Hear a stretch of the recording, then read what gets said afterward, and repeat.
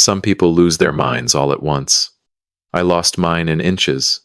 3 years of inches. 3 years of waking up and reaching for a voice that wasn't there anymore. A laugh that used to shake the kitchen walls. A girl who kissed my cheek every morning and said, "Love you, Mom. Don't be weird about it." Lily vanished on a Tuesday. I've hated Tuesdays ever since. Quietly, personally, the way you hate something that took everything and never even apologized. Welcome back to this channel. Get comfortable, grab something warm, and remember, the people in these stories had every chance to do the right thing. Some of them just didn't. Drop a comment if this one hits you, and make sure you subscribe. You're going to want to stay for this one. I want you to picture something for me. Don't close your eyes. Keep them open. You'll need them. Imagine waking up every morning for 3 years, and the first thought that finds you before your feet touch the cold floor is, "Where is my daughter?"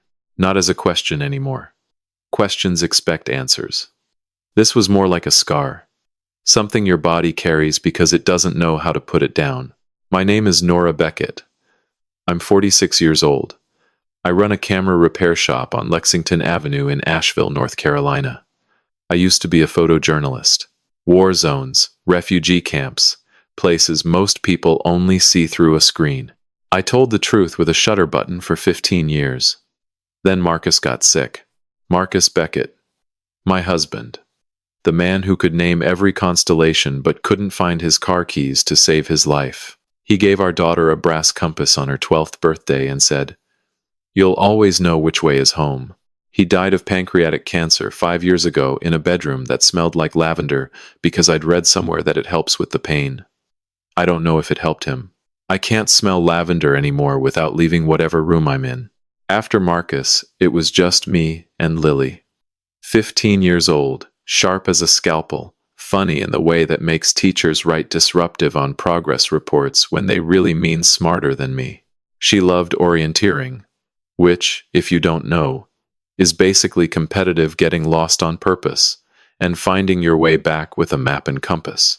She was nationally ranked. Could read topographic lines the way most kids read text messages.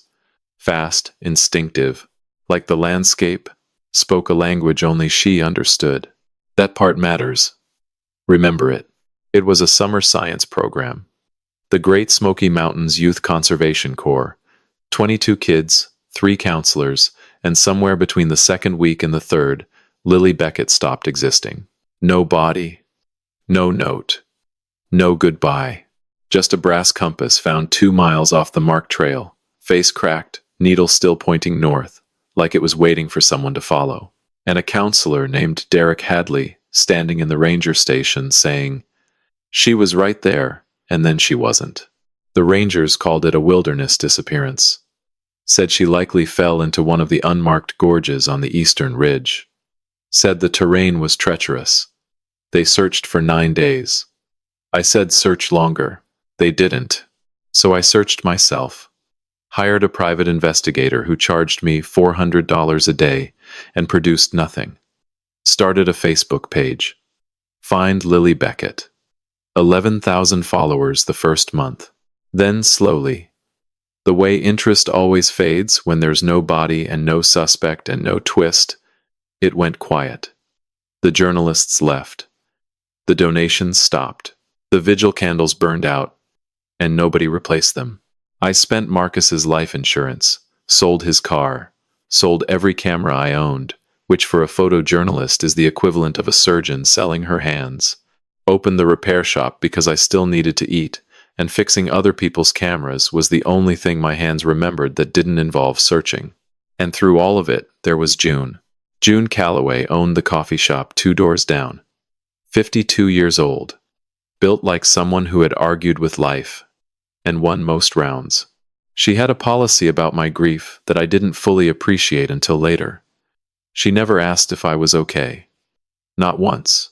She just showed up. Every morning. A cup of coffee on my counter before I'd turned the sign to open. No note, no quote, no thinking of you. Just coffee.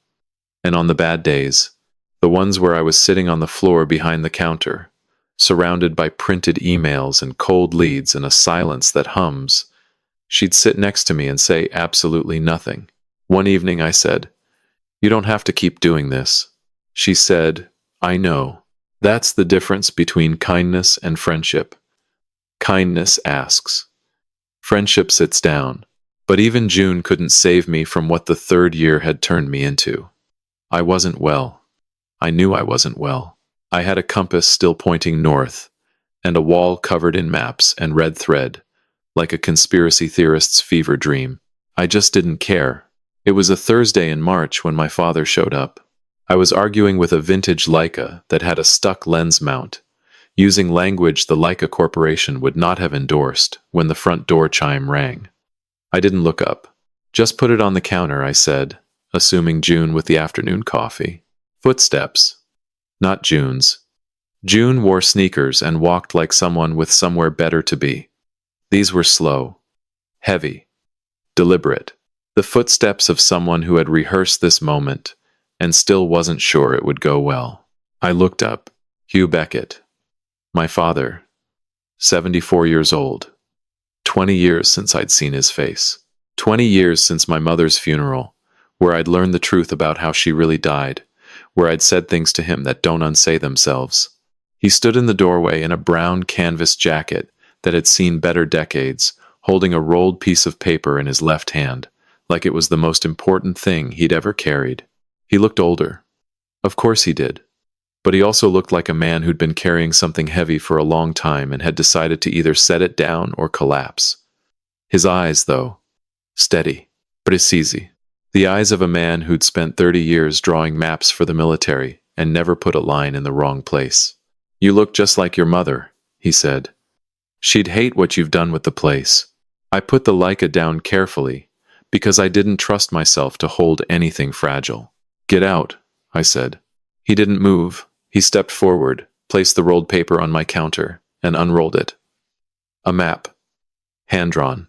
The kind of cartographic precision most people don't know exists outside government agencies. In the center, circled in red ink, a point deep in the Appalachian Range, coordinates written in his impossibly neat handwriting. "Your daughter is here," he said. "She's been here for 3 years, and I can prove it." The world didn't stop. A car honked on Lexington Avenue.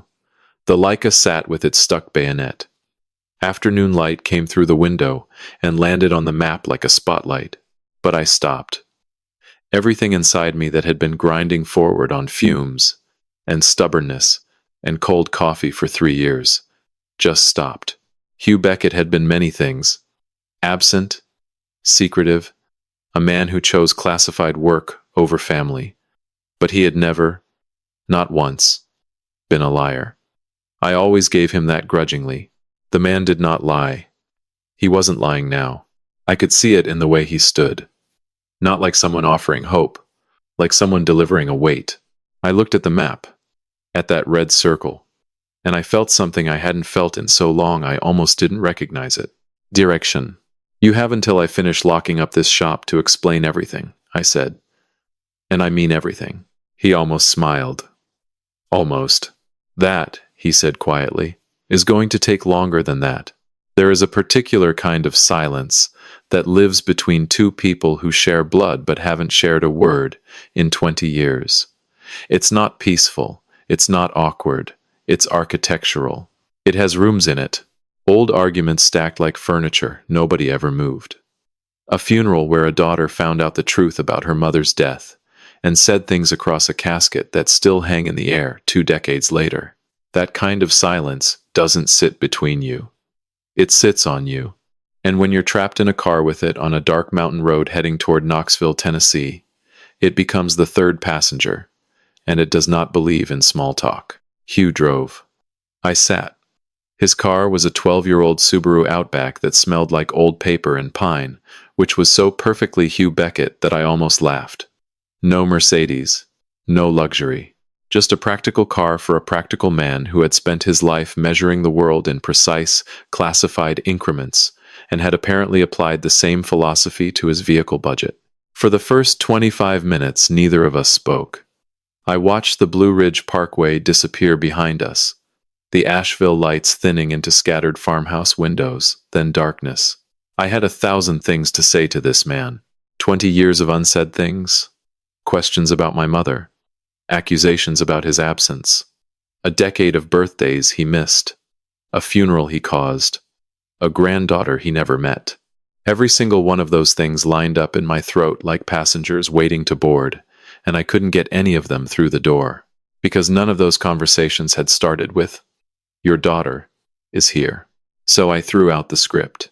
"How long have you known?" I said, without looking at him. His hands shifted on the steering wheel. The headlights carved tunnels through the mountain fog. 10 months, he said. I turned to look at him so fast. The seatbelt caught my shoulder. 10 months. Nora, you've known for 10 months that my daughter, your granddaughter, the child you never once visited, is alive somewhere, and you're telling me now? I needed to be certain.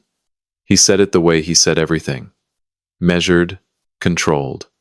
Like each word had been weighed on a scale before he allowed it out. What I found, what I stumbled into, I had to verify every piece before I came to you. Because if I came with half a story, you would have done something reckless and gotten Lily killed. That word, killed.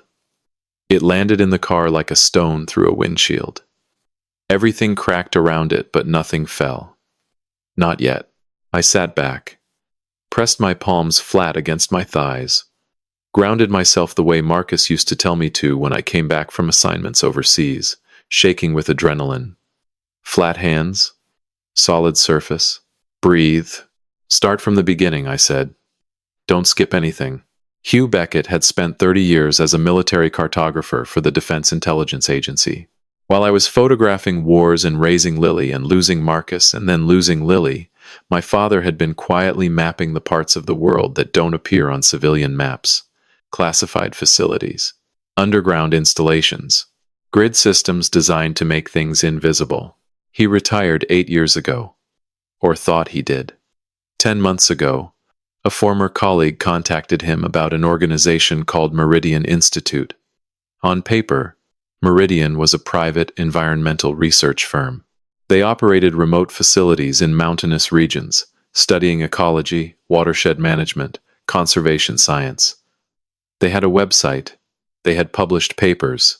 They had federal grants. They're a front, Hugh said. His voice didn't change when he said it. It stayed flat. Clinical. The way you describe something you've been looking at long enough, that the horror has become geography. For what? I asked. He paused. Not for effect. Hugh didn't do effect.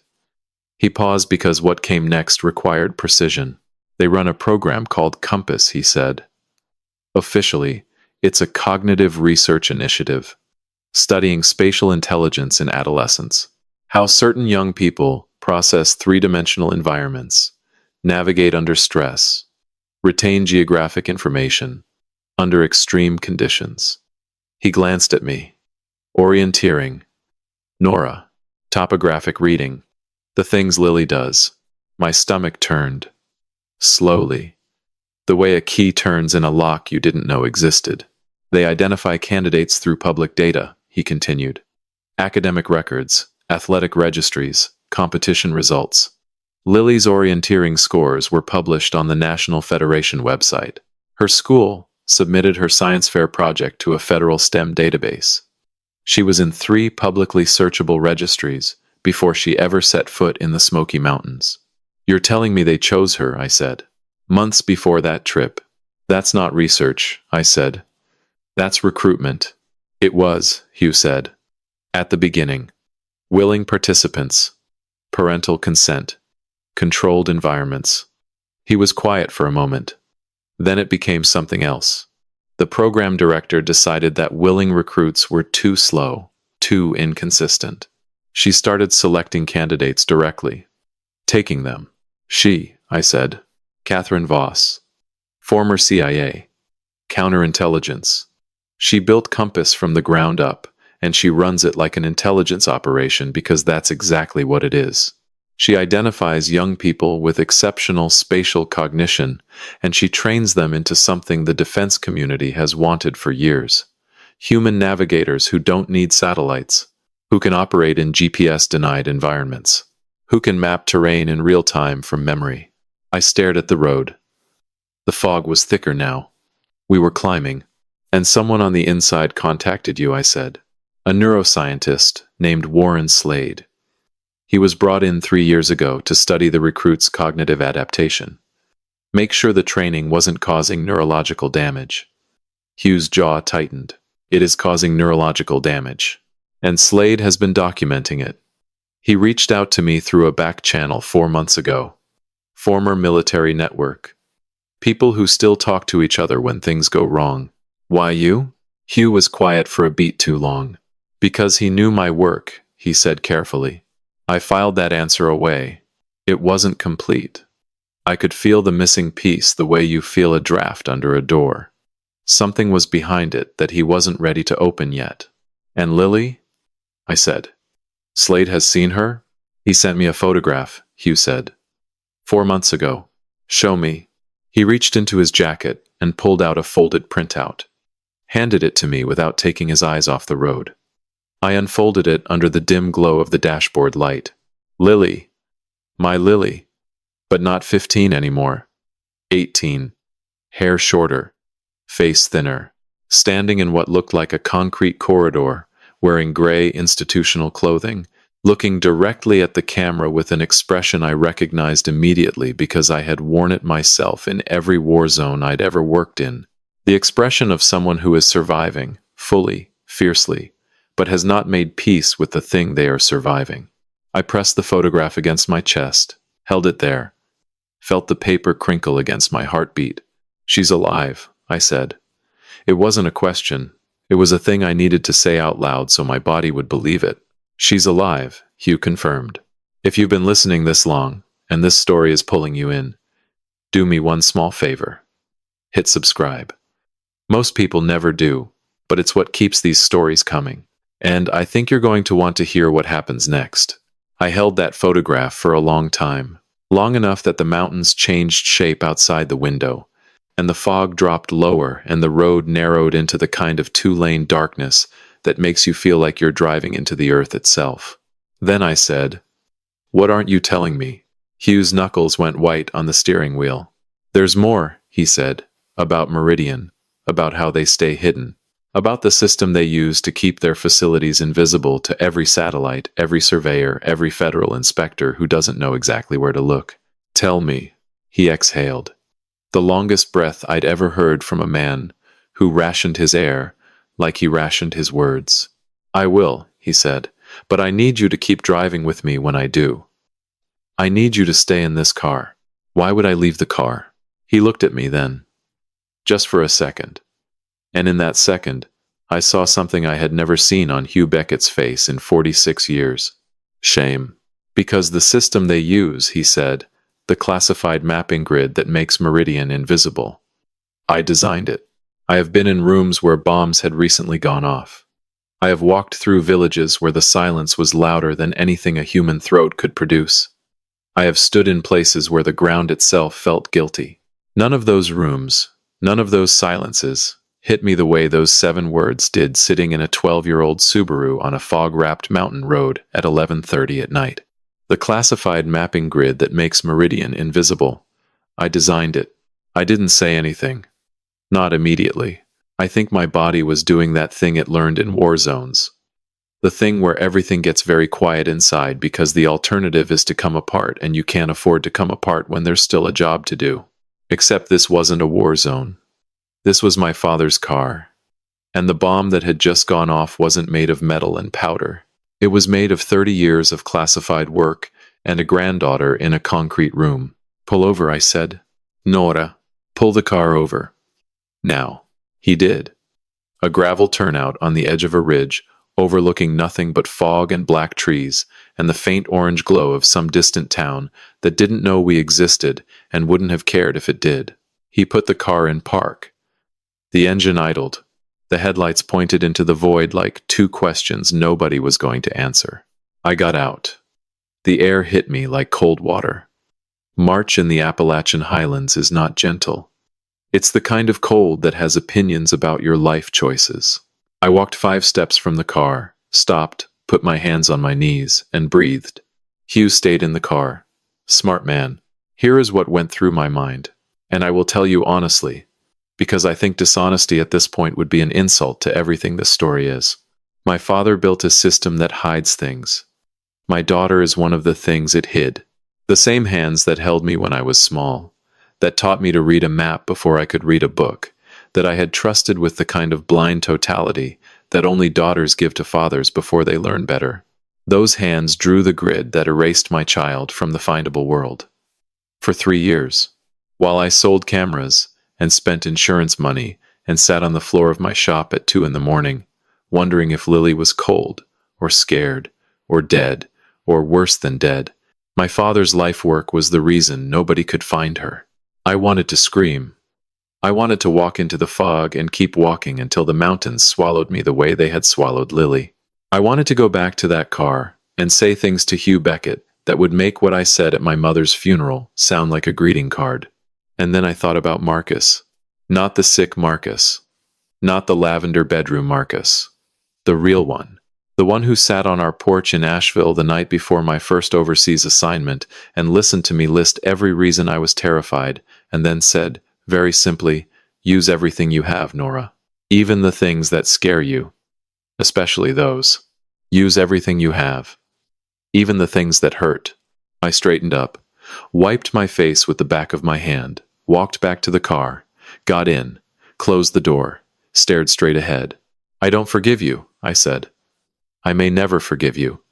I need you to hear that and accept it and not argue with it. Can you do that?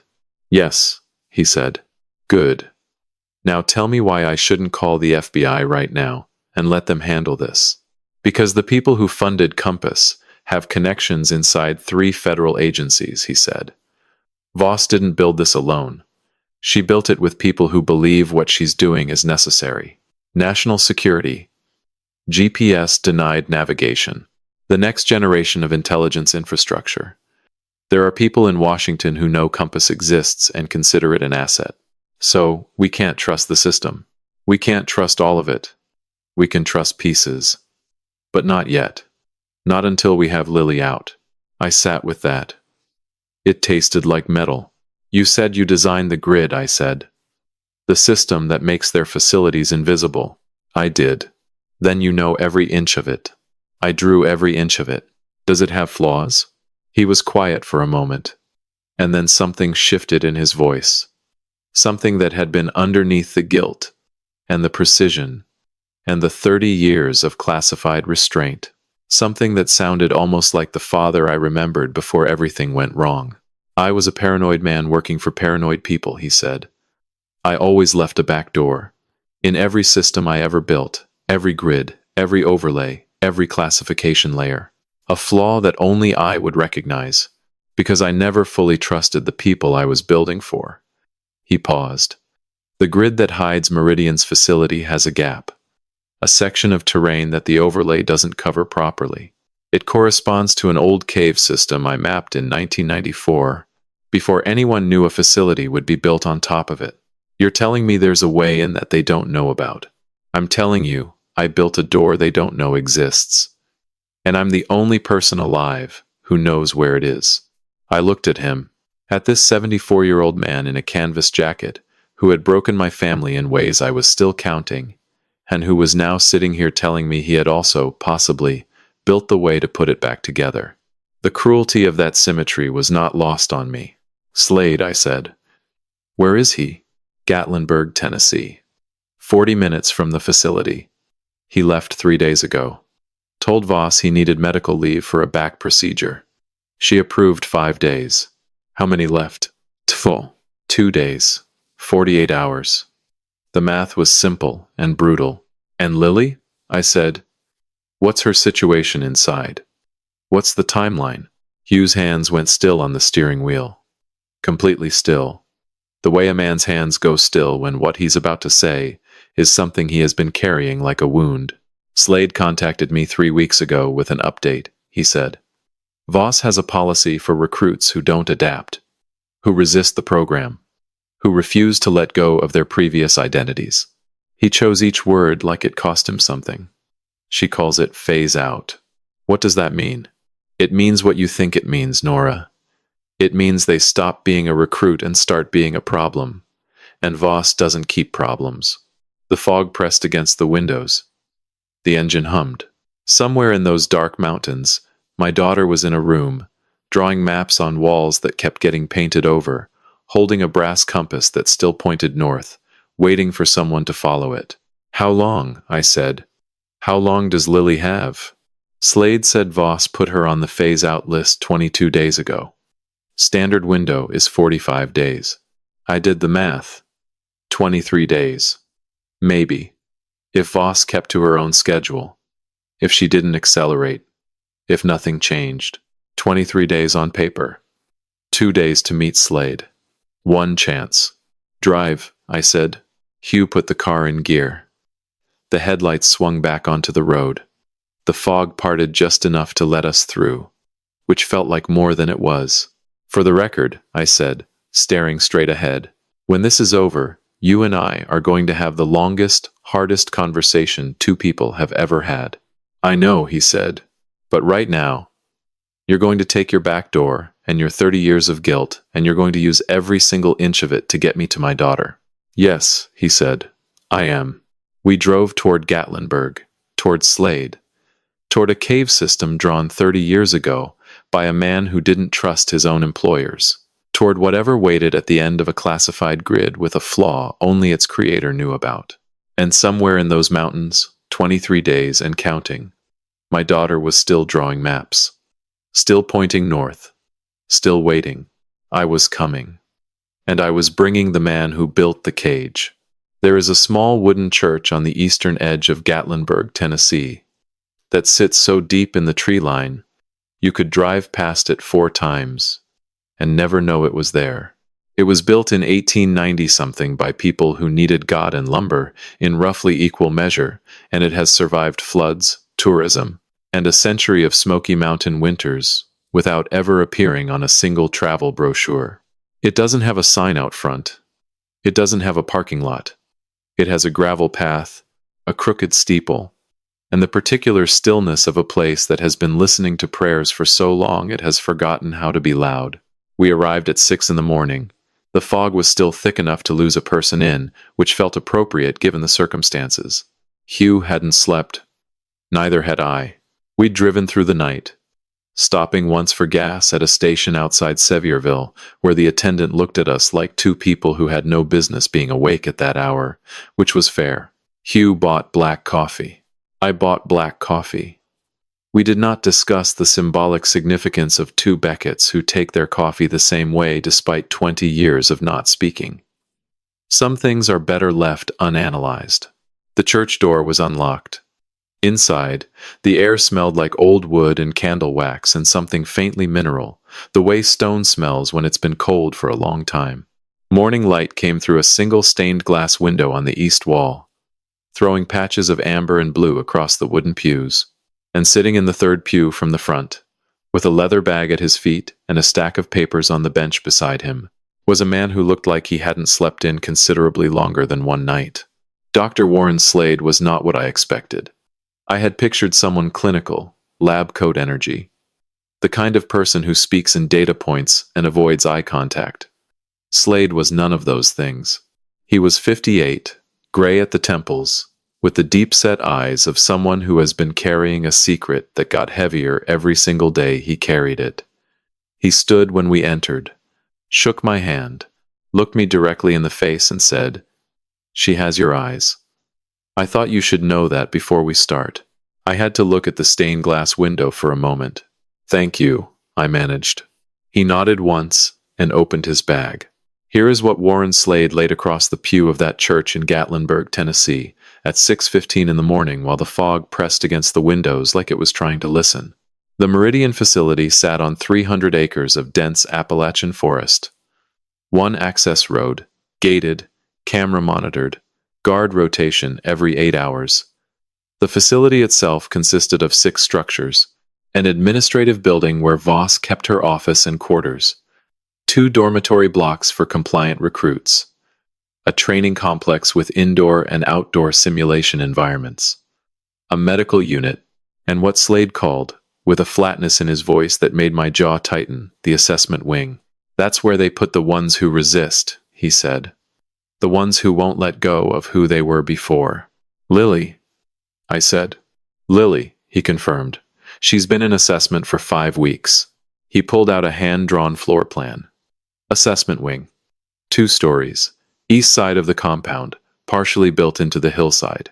Security was lighter than the main buildings because, as Slade explained with a bitterness, I recognized as the sound of a man who had watched something wrong happen and stayed too long before acting.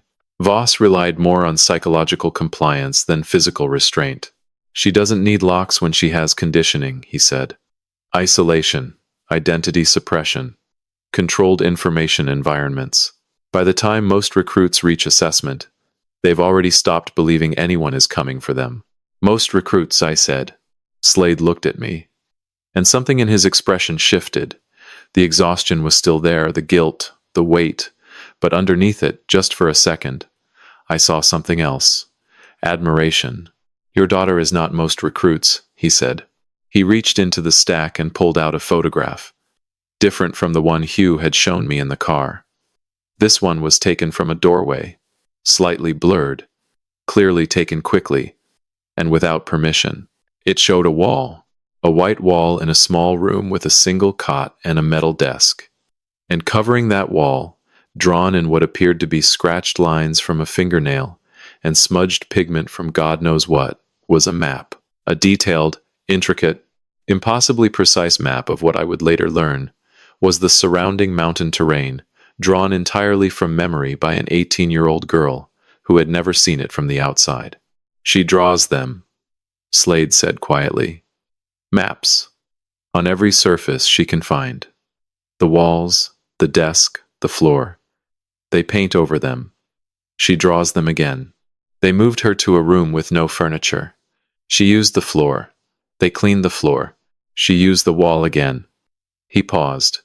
3 years, and she hasn't stopped. Voss considers it a behavioral deficiency. I consider it the most remarkable thing I've ever seen in 30 years of cognitive science. I looked at Hugh. My father was staring at the photograph with an expression I had never seen on his face. Not guilt this time. Not shame. Something older and more complicated. Recognition. He was looking at his own gift, passed down through blood he'd abandoned. Surviving in a room he'd helped make invisible. I looked back at Slade. Room number, I said. 7. Second floor. East corridor. Security inside the wing at night. 1 guard, stationed at the ground floor entrance. Rotation at 2 in the morning, 45-minute gap during shift change, while the incoming guard checks in at the admin building. 45 minutes, I said. That's your window. Hugh had been studying the facility layout in silence. Now he pulled out his own map, the one he'd brought from wherever he'd been keeping it for 30 years.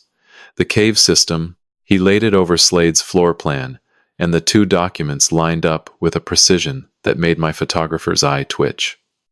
The cave system ran directly beneath the eastern edge of the compound, directly beneath the assessment wing.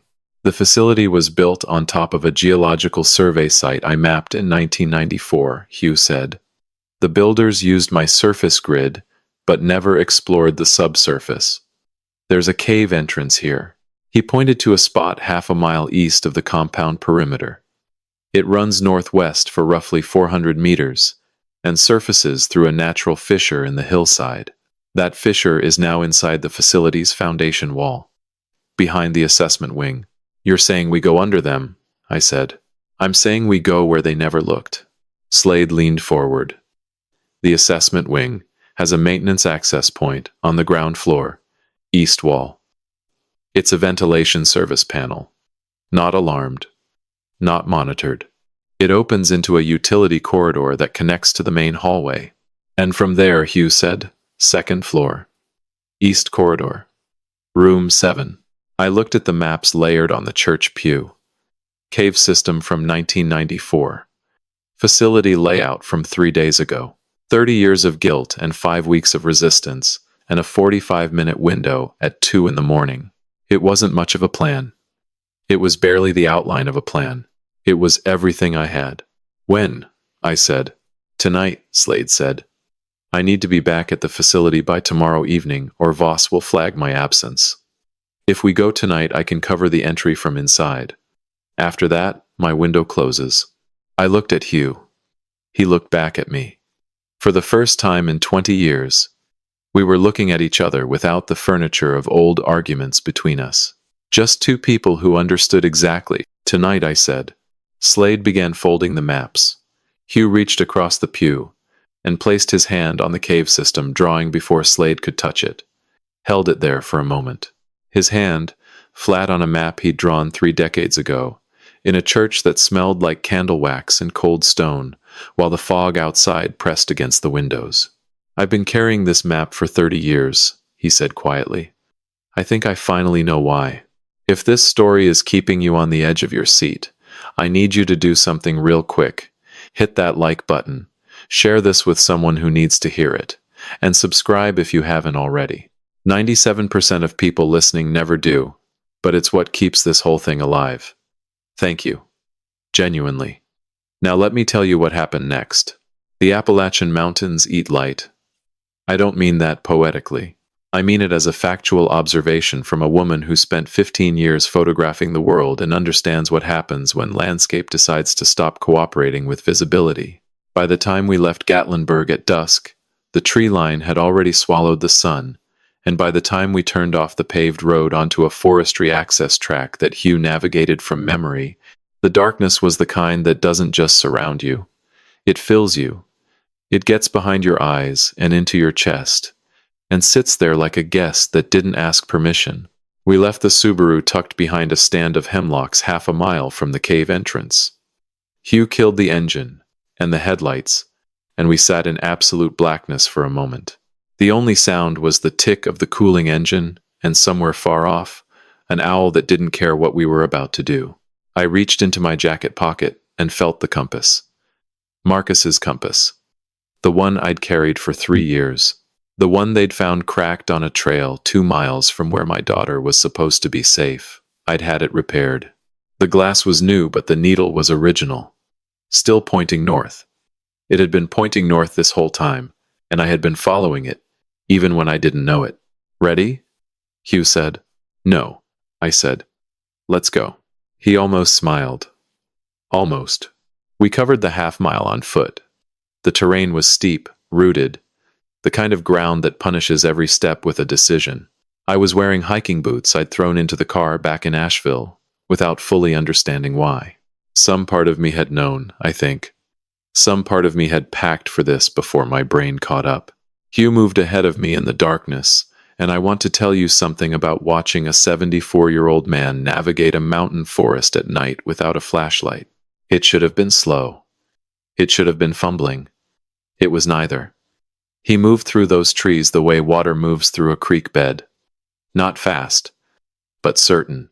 Every step placed with the confidence of a man who had spent his life memorizing the shape of the earth and trusting that memory more than his eyes. The cave entrance was exactly where he said it would be. A gap in the hillside, maybe 4 feet wide, partially obscured by rhododendron and deadfall. If you didn't know it was there, you would walk past it 100 times. Hugh stood at the opening and ran his hand along the rock edge the way you'd run your hand along a doorframe you hadn't touched in years. 1994, he said quietly. I was 44. Your mother was still alive. You were in college. I spent 3 weeks mapping this system for a geological survey the Army never published. Nostalgia later, I said. Daughter now. Right, he said. And went in. I want to be honest about the fear. Honesty is the only currency I have left in this story, and I will not waste it. I was terrified. Not the clean, cinematic kind of fear that looks good in movie trailers. The ugly kind. The kind that lives in your hands and makes them shake and settles in your stomach like something you ate that your body is rejecting. Every sound in that cave was amplified by the darkness into something my brain interpreted as a threat. Dripping water became footsteps. Shifting rock became a door closing. My own breathing sounded like someone following us. But here is the thing about 3 years of losing someone. It builds a particular kind of stubbornness. Not courage. I don't think what I had was courage. Courage implies a choice. This was closer to gravity. A force that pulls you forward because the alternative, standing still, is no longer something your body knows how to do. I had crossed the line from cautious to committed somewhere around year 2, and there was no going back. Hugh led. I followed. The cave narrowed, widened, turned. The air changed from cold to wet to something mineral and old that tasted like the inside of the earth. Hugh moved by memory and touch, one hand on the cave wall, counting something under his breath. Meters, maybe, or landmarks only he could feel. At one point, the ceiling dropped low enough that we had to crouch, and I heard Hugh's breathing change. Heavier, slower. The sound of a body that was 74 years old and knew it, even if the mind inside it refused to acknowledge the fact. I put my hand on his back, not as comfort, not as forgiveness, just as acknowledgement. You are here. You are doing this. I see it. He didn't say anything, but he kept moving. 23 minutes. That's how long we were underground. I know because I counted. When you're in the dark and you can't see and you can't control anything, you count. It's what your mind does to remind itself that time is still passing, that this is not forever, that there is a door at the end. The door, when it came, was a crack of gray light in the rock face, a natural fissure, barely 2 feet wide, that opened into what Hugh had described, the foundation wall of the assessment wing. Beyond the fissure, concrete. Industrial concrete. The backside of a building that had been built on top of a world it didn't know existed. Hugh stopped at the fissure, looked at me in the faint gray light. His face was dirt-streaked, his breathing still heavy, and in that half-light he looked every one of his 74 years. But his eyes were the same. Steady. Precise. The cartographer's eyes. The maintenance panel is 6 meters to the right along the exterior wall, he said. 4 screws. Standard Phillips head. He reached into his jacket and handed me a multi-tool. I'll wait here. Cover the exit. You're not coming inside. The cave was mine, he said. What's inside is yours. I took the multi-tool, squeezed through the fissure. The night air hit me. Cold. March cold. The assessment wing rose above me, gray and featureless. The kind of building designed by someone who wanted to communicate that hope was not a service offered here. No windows on the ground floor. Fluorescent light leaking from the second story. The sound of nothing. The aggressive, intentional sound of a place where silence is policy. The maintenance panel was exactly where Slade had said. 2 feet square, 4 screws. I removed them in under a minute, my hands steadier than they had any right to be. The panel came free. A dark utility corridor beyond. The smell of industrial cleaning fluid and recycled air. And something underneath both of those that I couldn't name, but that made my chest ache with a recognition I didn't want. I went in. The corridor was narrow, dim emergency lighting. I followed it to a service door that opened into the main hallway. Ground floor. The guard station was at the far end, around a corner I couldn't see. The stairwell was 15 feet to my left. Slade had said 45 minutes. I checked the time. The shift change had started 11 minutes ago. 34 minutes left. I took the stairs, second floor, east corridor. The hallway was longer than I expected. Doors on both sides. Each one identical. Gray. Numbered. The kind of doors that don't invite you to wonder what's behind them, which is exactly the point. Room 1, Room 3, Room 5. My footsteps sounded impossibly loud on the linoleum. Each step a declaration. Each step a countdown. Room 7. I stopped. I put my hand flat against the door. The metal was cold. The hallway hummed with fluorescent light. Somewhere below me, a building full of people who had taken children and called it a program, slept or worked or did whatever people do when they've normalized something monstrous. And behind this door, maybe, if Slade was right, if Hugh was right, if the compass had been pointing here all along, was my daughter. 3 years. 3 years of inches. 3 years of reaching for something that wasn't there. I pushed the door open. The room was small. That was the first thing. Smaller than a room should be when it has held your daughter for 3 years. a cot against the wall, a metal desk bolted to the floor, a single fluorescent tube overhead that buzzed the way fluorescent lights do when nobody cares enough to replace them. No window, no color, no evidence that a human being lived here, except for the walls. The walls, they had been painted white. Recently, I could smell it, that chemical brightness of fresh latex paint. But underneath the white, visible if you looked closely, if you knew what you were looking for, were lines. Faint ridges where something had been scratched into the surface before the paint could cover it. Topographic lines, contour intervals, ridge patterns and drainage paths, and the unmistakable geometry of someone who understood how mountains are shaped and had drawn them from memory onto every surface available to her with nothing but her fingernails and whatever pigment she could find. 3 years of maps, painted over, drawn again, painted over, drawn again, and sitting on the edge of that cot, at what must have been close to 2 in the morning, with her knees drawn up and her right hand frozen mid-stroke against the wall where she had been drawing again, was my daughter, 18 years old, 3 years older than the girl I had kissed goodbye before a summer science program, thinner, sharper, hair cut short in a way she wouldn't have chosen, a scar along her left temple that hadn't been there before, a thin silver line that caught the fluorescent light. She was wearing gray institutional clothing that fit her the way uniforms fit people they weren't designed for, which is to say badly, generically, like the clothes themselves were trying to erase the person inside them. But her eyes, God, her eyes, Marcus's eyes, brown with flecks of gold that caught light the way creek water catches sunlight, and they looked up when the door opened with the same reflex I had seen 10,000 times. The same immediate alertness, the same instinct to face what's coming, instead of turning away from it. She had that when she was 3 years old, and heard a strange noise in the house, and came to investigate instead of hiding under the covers. She'd always been brave.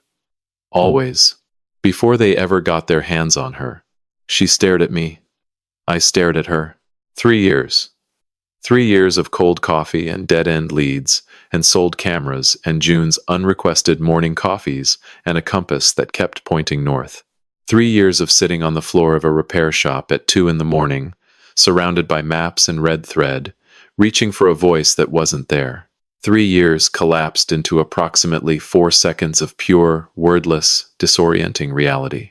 Then Lily said, in a voice that was deeper than I remembered, and shakier than she probably wanted it to be, Mom.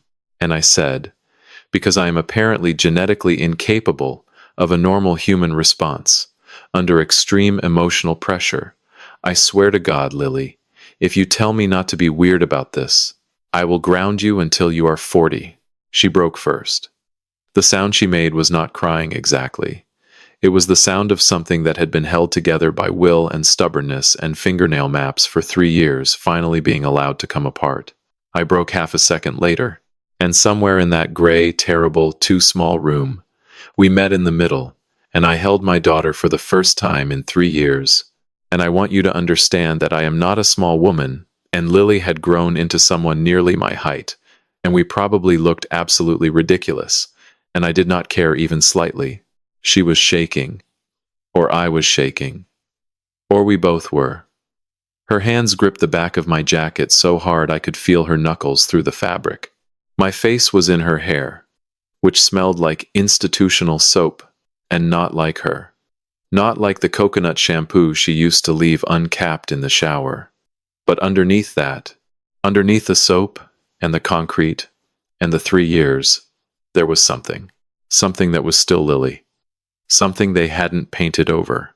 You came, she said into my shoulder. Of course I came, I said.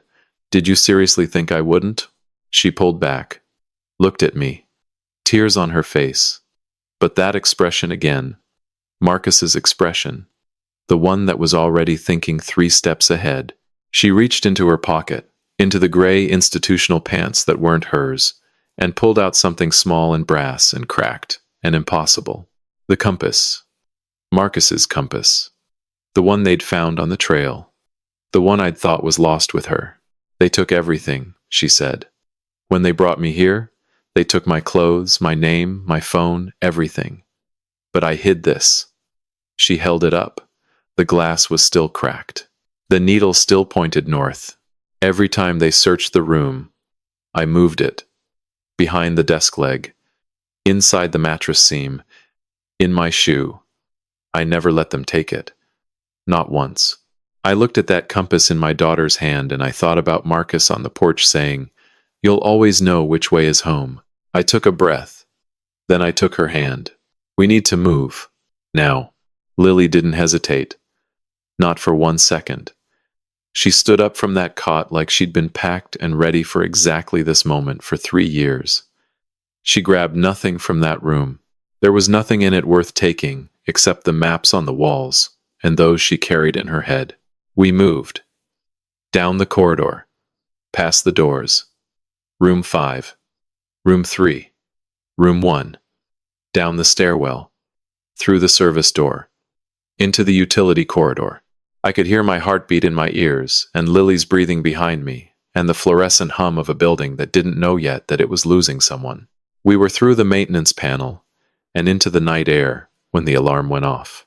It wasn't a siren. It was a tone.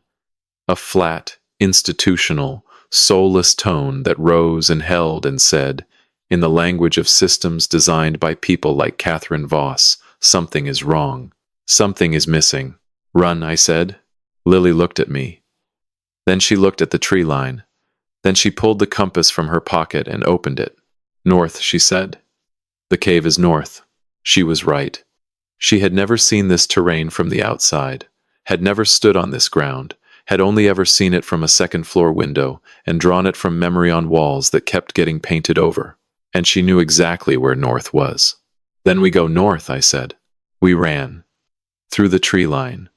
Through undergrowth that grabbed at our legs. The alarm behind us flattened by distance but not gone. Flashlights snapping on near the main buildings. Voices. Not close yet. Not close enough. The fissure in the hillside appeared in the darkness like a wound in the rock. Hugh was there. Standing at the entrance, 74 years old, dirt on his face, breathing hard, eyes scanning the tree line behind us. "Inside," he said. Now. We went in. All three of us. Into the cave that Hugh Beckett had mapped 30 years ago and had carried in his pocket and his guilt ever since. He led. Lily followed. I went last. Behind us, the alarm faded to nothing as the mountain swallowed the sound, 23 minutes back. In the darkness, the drip of water, the mineral smell, the sound of 3 generations of Becketts breathing in a cave that had been waiting 30 years for exactly this purpose. We emerged on the other side. Night air, stars, the Subaru waiting behind the hemlocks like a promise that had been kept. Hugh started the engine. I got in the back. Lily got in beside me. I reached for her hand. She reached for mine. The compass sat in her lap. Needle steady, pointing north, pointing home, pointing toward every morning I would wake up and reach for her voice and find it there. "I'm here," I said. "I know," Lily said. She looked at me in the dim glow of the dashboard, Marcus's eyes in her face, my stubbornness in her jaw. "I always knew. Here is where I tell you about the revenge. Because you came for it, and I promised, and I am a woman of my word. We didn't storm back into that facility with weapons and rage. We didn't leave a trail of unconscious guards through the Appalachian night. We're not those people. What we did was considerably more permanent. Warren Slade had not spent 4 months feeding Hugh information just to help one mother rescue one daughter. He had spent 4 months building a case. Every document, every internal communication, every psychological evaluation he had conducted on recruits who never consented to being evaluated because they never consented to being there.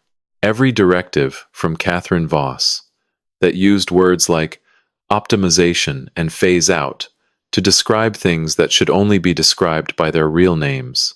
All of it copied, encrypted, and stored on a drive that Slade had kept in the lining of his medical bag for 11 weeks. That drive went to 3 places simultaneously. The morning after we pulled Lily out, while we were driving east through the Blue Ridge with the sunrise turning the mountains into something that looked, for the first time in 3 years, like they were on my side. A federal investigator that Hugh had quietly identified through his old network. A journalist at the Washington Post who had spent 2 years asking questions about private defense contractors that nobody wanted to answer. And a senator on the Armed Services Committee who had, as it turned out, been trying to audit Meridian Institute's funding for months and kept hitting walls that shouldn't have existed. They couldn't stonewall all three at once. Within 48 hours, Compass was the subject of a federal investigation. Within 2 weeks, the facility was raided. I know because Slade sent me a 2-word message when it happened. It's over. Catherine Voss was arrested on a Wednesday morning in her office at the administrative building, sitting behind the same desk where she had signed phase-out orders for young people whose only crime was refusing to forget who they were. 11 other recruits were recovered and returned to their families. I won't describe those reunions because they belong to those families, not to this story. But I followed every single one, and I kept a list of their names. I still have that list. Meridian Institute was dissolved by court order 3 months later.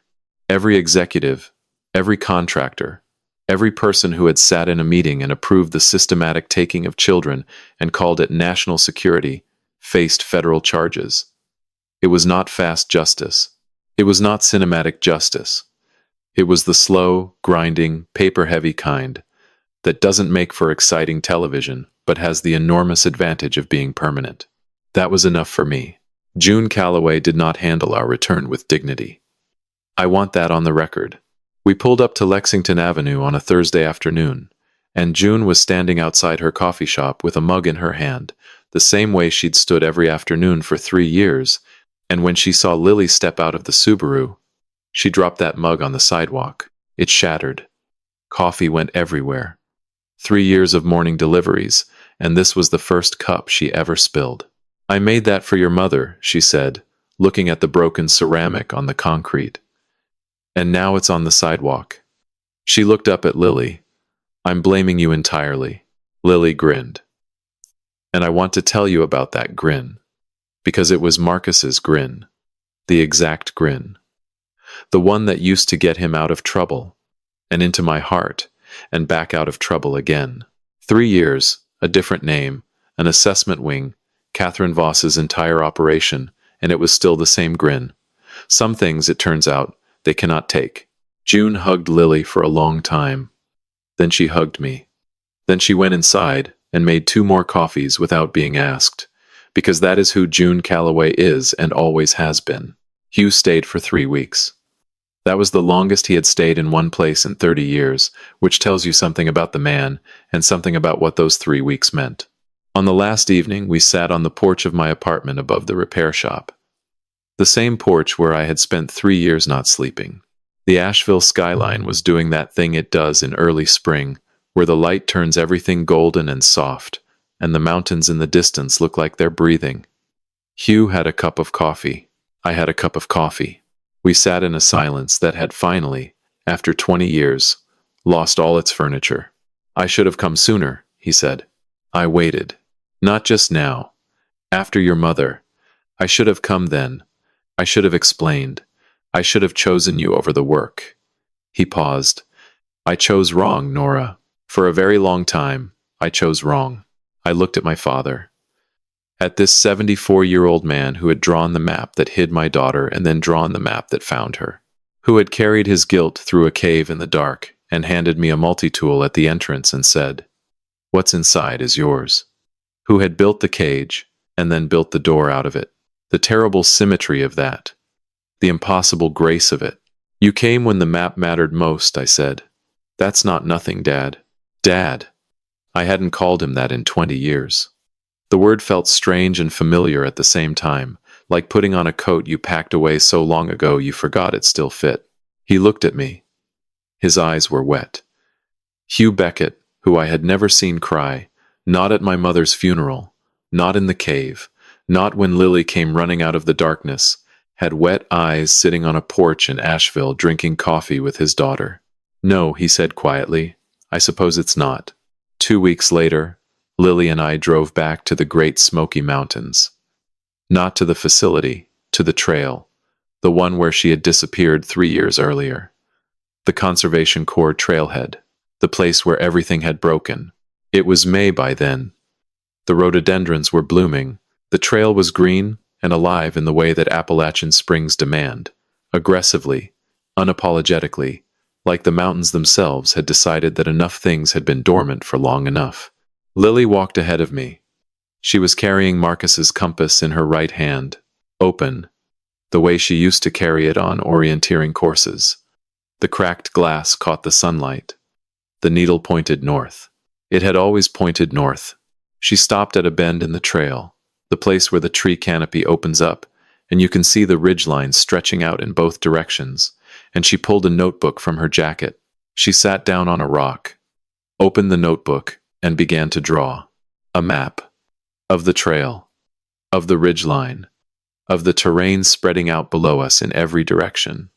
She drew it with a pencil, on paper, in sunlight, and she drew it because she wanted to. Not because a wall was the only surface available. Not because someone had taken everything else. Because she chose to. Because the gift that had been passed down from a grandfather she'd never met had survived everything they'd done to it and come out the other side still breathing. I watched my daughter draw, and I thought about what God does with broken things. I thought about how sometimes He doesn't fix them right away. Sometimes He lets the breaking happen. Not because He's cruel, but because the putting back together is the part that teaches you what you're actually made of. I thought about 3 years of reaching for something that wasn't there, and I thought about the grace, the undeserved, unexplainable grace of reaching one more time and finding it. I thought about what Marcus would say if he could see her now. I think he would say, "The compass worked." I think he would say it with that grin, the one Lily inherited, the one they couldn't take. And I thought about direction, about how God gives us a compass, not a map. He doesn't show us the whole path. He just shows us north. And He asks us to walk, through the grief and the fog and the caves and the rooms with painted-over walls. He asks us to keep walking. And He promises that north is still north, even when we can't see it. Lily looked up from her notebook. "Mom?" "Yeah?" "Thank you for not stopping." I looked at my daughter sitting in the sunlight, on a mountain that had tried to take her from me, drawing maps because she wanted to, holding her father's compass because she chose to, alive and free and fierce and mine. "There is no direction in this world," I said, "that I wouldn't have walked." She held my gaze, then that grin, Marcus's grin, her grin, the one they could not take. "Don't be weird about it," she said. "Some people lose their minds all at once. But some people, when they find what they lost, when it finally, stubbornly, impossibly comes back to them, they find their minds again the same way. In inches. Quiet, patient inches. Until one morning they reach for a voice, and it's there. If this story reached something in you, I'd be honored if you'd share it with someone who needs to hear it today. Hit that like button, subscribe to this channel, and join this community of people who believe that the best stories are the ones that remind us what we're made of. And as always, from the bottom of my heart, thank you for being here. Thank you for listening. And thank you for staying all the way to the end.